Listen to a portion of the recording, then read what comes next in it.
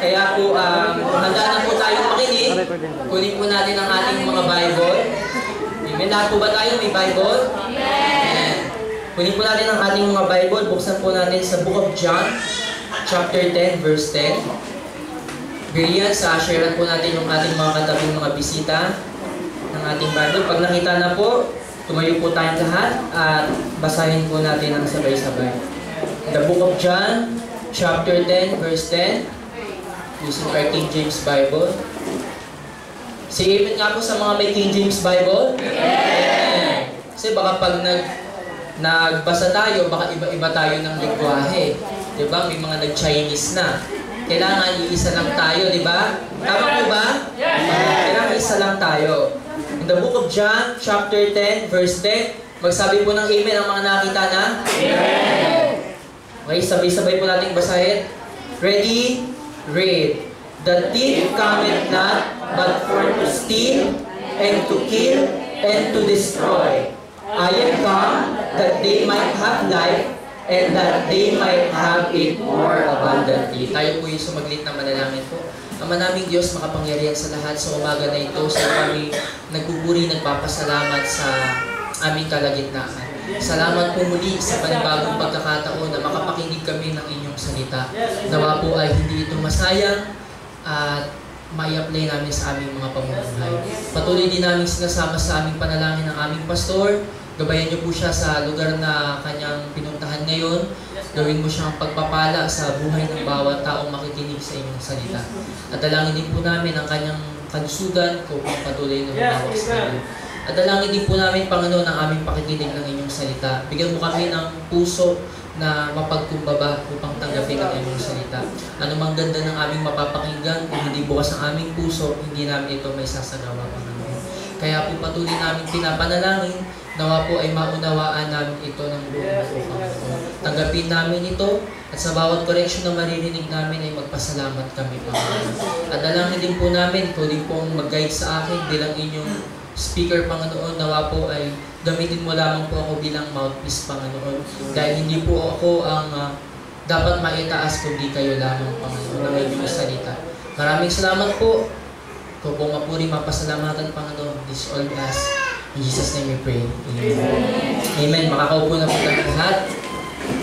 Batiin nga po muna natin mga katabi natin ng good morning. Amen. Good morning po sa ating lahat. Amen.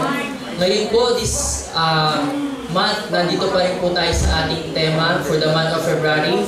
Our month theme is Pursue. Okay?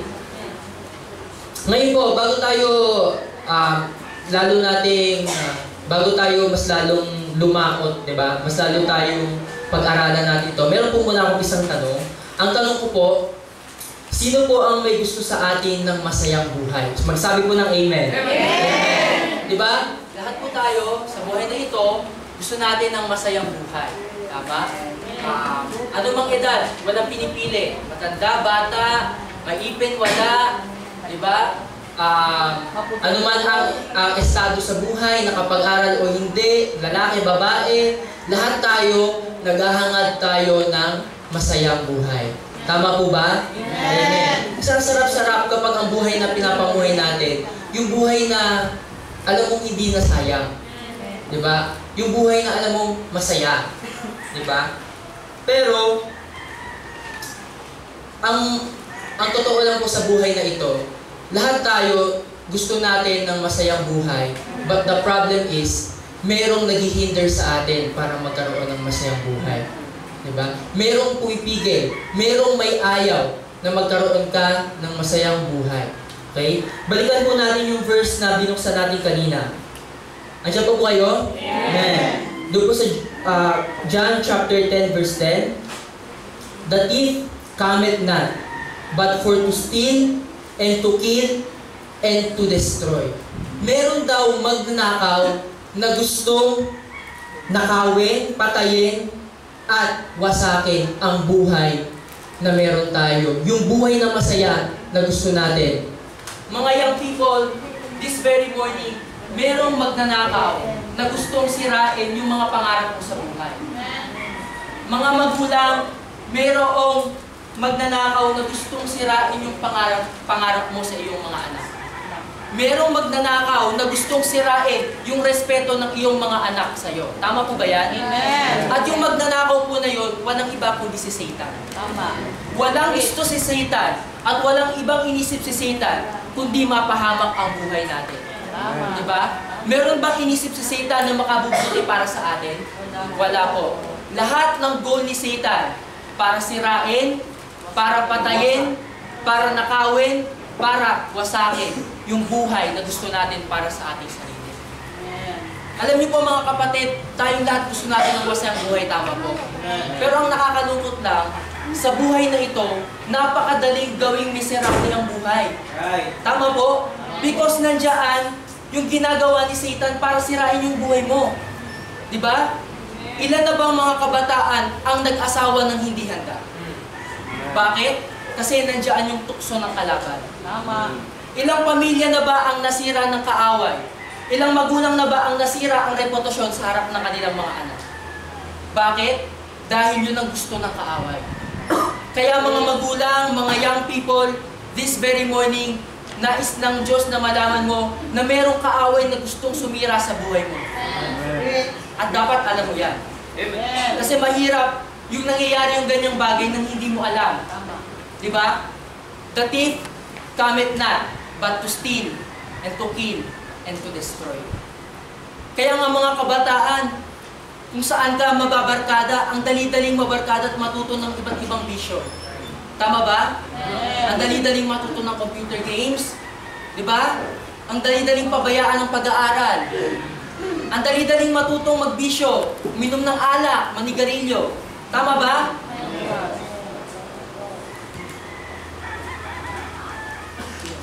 Madali po yan. Kasi merong nagpaplano, merong may gusto na sirain yung buhay na meron dapat tayo.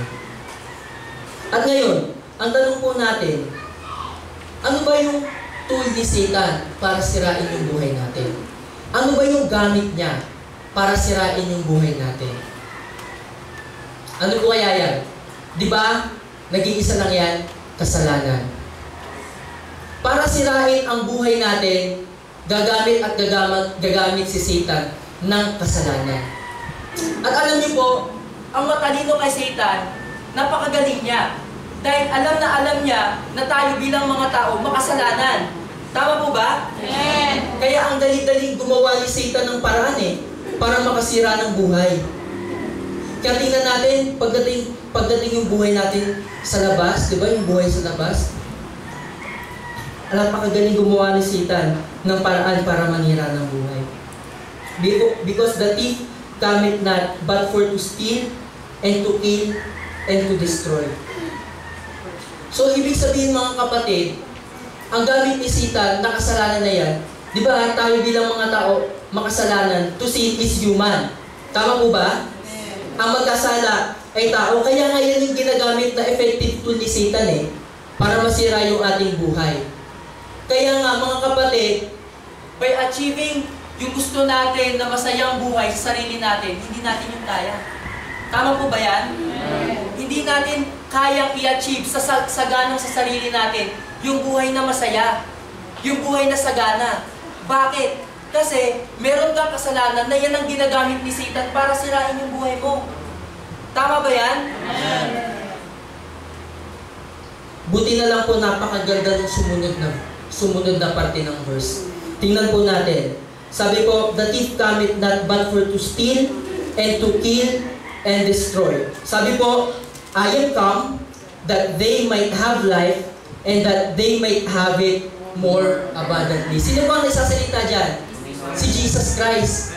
Sabi niya, ako ay naparito para bigyan sila ng buhay. At anong klaseng buhay? Buhay na ganap at kasiyasiyan.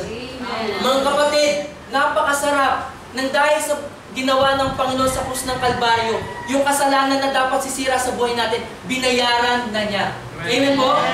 Amen? Kaya napakabuti ng Panginoon sa atin. Without Him, wala tayong magagawa. Dahil sa ginawa ng Panginoong Jesucristo, buti na lang at dumating siya sa buhay natin. Isipin natin mga kapatid, kung wala ka ngayon dyan sa kinauupuan mo, nasan ka kaya ngayon? Mga kabataan, kung wala ka ka dito sa church, nasaan ka kaya ngayon? Natanong mo ba yun sa sarili mo? Di ba? Kung wala tayo sa gawain ng Panginoon, saan kaya natin ginagamit yung buhay natin? Dahil napakagaling ng kaaway natin. Alam niya yung bawat tool. Alam niya yung pasikot-sikot ng buhay natin. Alam niya kung paano gamitin yung kasalanan na meron tayo. Kaya salamat dahil dumating ang Panginoon, hindi lang binayaran ng kasalanan mo at kasalanan ko.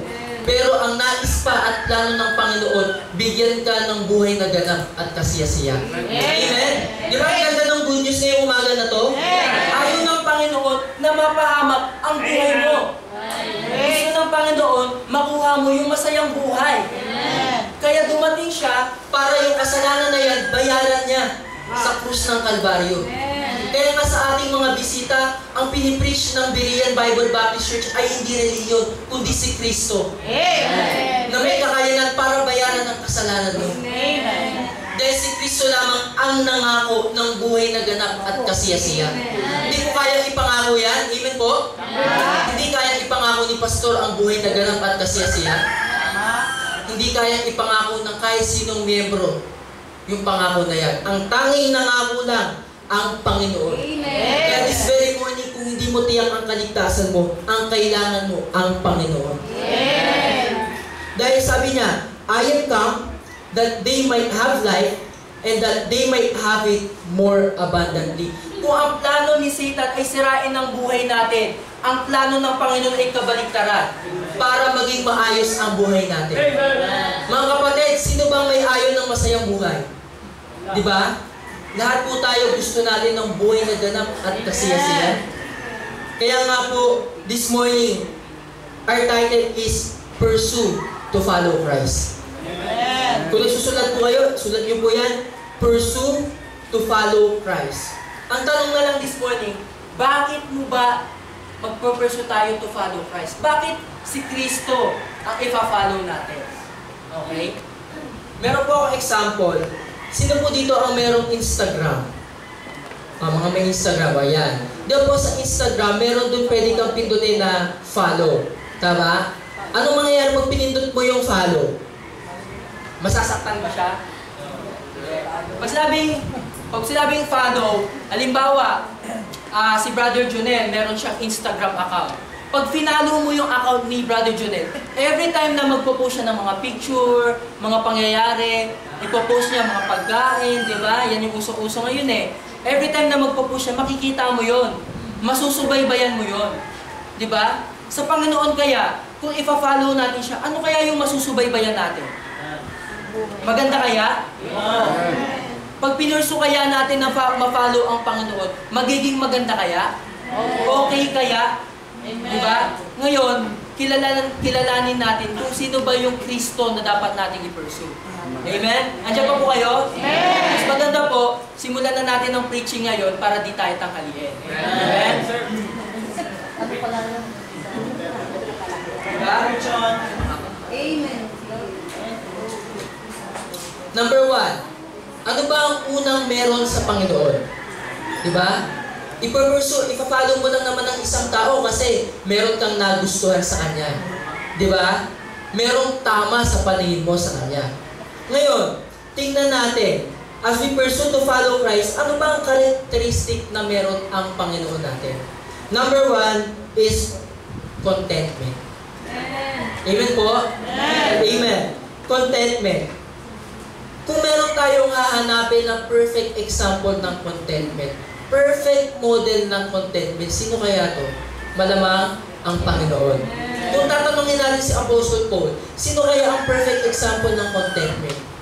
Pag tatanungin natin ang mga apostol, sino kaya ang perfect example ng contentment? May isip pa po ba tayo ba? Walang iba kundi ang Panginoon. Paano pinakita ng Panginoon ng contentment? Isipin niyo po, pinili niya ang sabsaban imbis na ospital. Tama po ba yun? Pinili ng Panginoon ang magpakumbaba. Pinili ng Panginoon yung simple. Kahit sabsaban lang, pinili ng Panginoon. Di ba? Pwede niya namang piliin yung ipanganak siya sa isang maayos na ospital, sa maayos na lugar. Pero pinili niya yung sabsaban. Why? Because he is contented. Ano pa pong example na iniwan ng Panginoon? Pinili niya ang maging anak ng isang karpintero. Tama po ba yan? Amen. Pwedeng piliin ng Panginoon na maging anak siya ng abogado, ng engineer, ng doktor, ng hari, di ba? Ng isang mangangalakal, ng isang businessman, para madali niyang magampanan yung pagiging savior niya. Tama po ba yan? Pag may resources ka, mas madali mong magagampanan. Pero pinili ng Panginoon maging anak ng karpintero. Isipin niyo po yung pinili ng Panginoon para sa ating kaligtasan. How much issue yung kanyang contentment sa atin. At ano pa po? Iniwan niya yung comfort niya sa langit. Ganon pinakita ng Panginoon yung contentment. Kaya nga po, as we walk with Christ, nagiging Christ-like tayo. Tama po ba yan? Amen. Pag tayo po, kung sino, naniniwala po ba kayo, kung sino ang sasamahan nyo, nagiging ganun ka. Sumama ka sa isang business-minded, isang araw business-minded ka na din. Di ba? Sumama ka sa mga mabisyo, isang araw may bisyo ka na din. Sumama ka sa Panginoon na mayroong contentment, isang araw may contentment ka din. Kaya nga sabi ng Panginoon, I am come that they might have life and that they might have it more abundantly. Dahil yung sinasabi ng Panginoon na abundant life na yun, hindi yung isang pitik, meron ka na sa buhay mo. Diba? Hindi naman yan isang pitik, kontento ka na eh. Kailangan sumama ka sa Panginoon. Habang sumasama ka sa Panginoon, mas nakikilala mo siya. Di ba po? Habang sumasama ka sa Panginoon, mas nagiging katulad ka niya. Di ba? Kaya nga po may tinatawag na like father, like son eh, di ba? Tuwang-tuwa, yung mga magulang tuwang-tuwa, uy, kamukha ko yung anak ko. Di ba? Akin yung ilong. Di ba? Akin yung mata. Di ba? Kapisngi ko, kalapad ng noo ko. Di ba? Ganyan eh. Di ba? Ang saya-saya, pag kamukha mo yung naging anak